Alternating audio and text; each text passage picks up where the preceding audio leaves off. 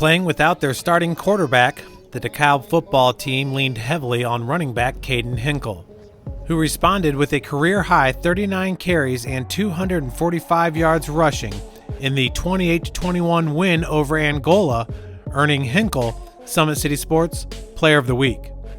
It was a good game. Linemen showed out. A lot of big guys. Wyatt Birch, he really did his part. Nick Lay, they just blocked really good up front, and it led to our success. Defense got some stops. We got that blocked punt right off the bat and went down 7-0. Got a little nervous, but then our offense turned right around and scored, even up the game. And then Hinkle kind of took over the end of that first half, giving us the lead at halftime. Going into that game, we had really high hopes. We're going to dominate. Obviously, that touchdown, we weren't expecting it, but it wasn't hard to come back and dominate. You know, we just put our heads down, kept working. And the Barons put in work. Hinkle rushed for 2 touchdowns, which isn't surprising. The junior has 22 career rushing touchdowns. No, what was surprising was his 2 passing touchdowns out of the Wildcat. It's a little nerve-wracking, I'm gonna be honest, but it's still football. I'm still doing my job. So we knew we were going to have to get a little bit of creativity going on offense.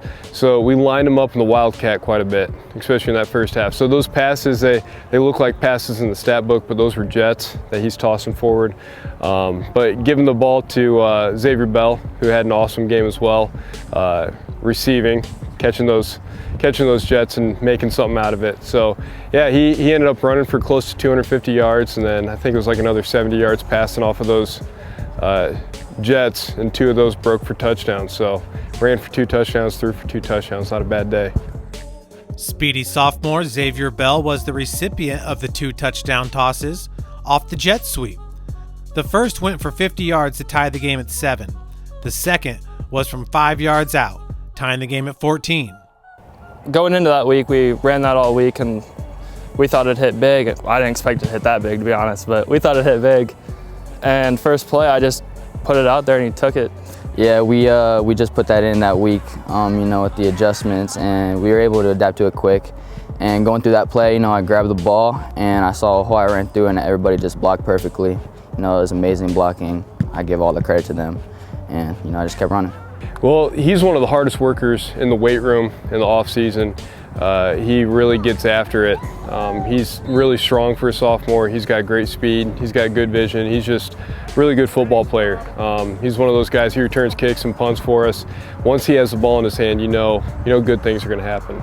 Defensively, DeKalb held Angola to just 110 total yards. Brady Collar led the team with 10 tackles, Bowen Meinhardt with 3 tackles for a loss.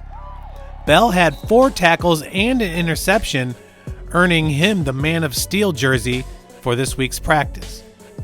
Yeah, Bowen had an amazing game. You know, it seemed like he was always in the backfield.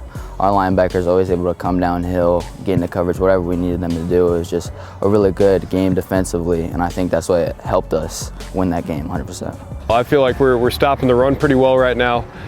Secondary, Xavier Bell had an interception for us, kind of help in that fourth quarter, help us seal that win. I think he had the interception that turned around, and Hinkle scored on that next drive to put us up 28-21. The start of the play, they put a new wide receiver out. I knew something was going to happen, and covering, I saw him rolling out, and I just came across the field, and once he threw it up, I know I was coming down with it.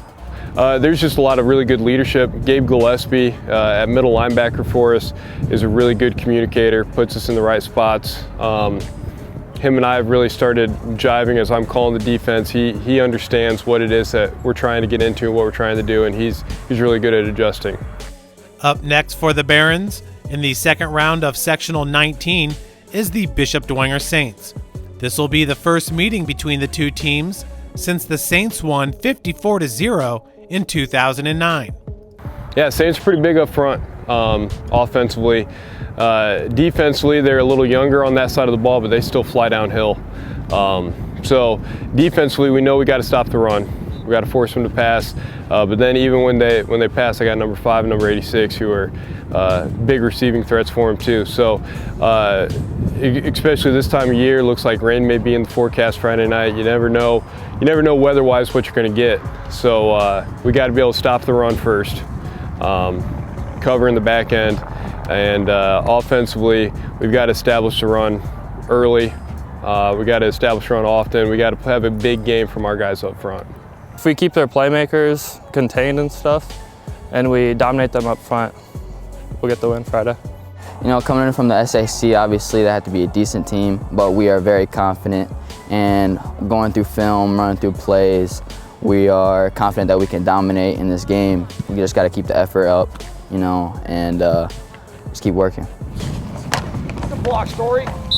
For Summit City Sports, I'm Jeff Mahoney.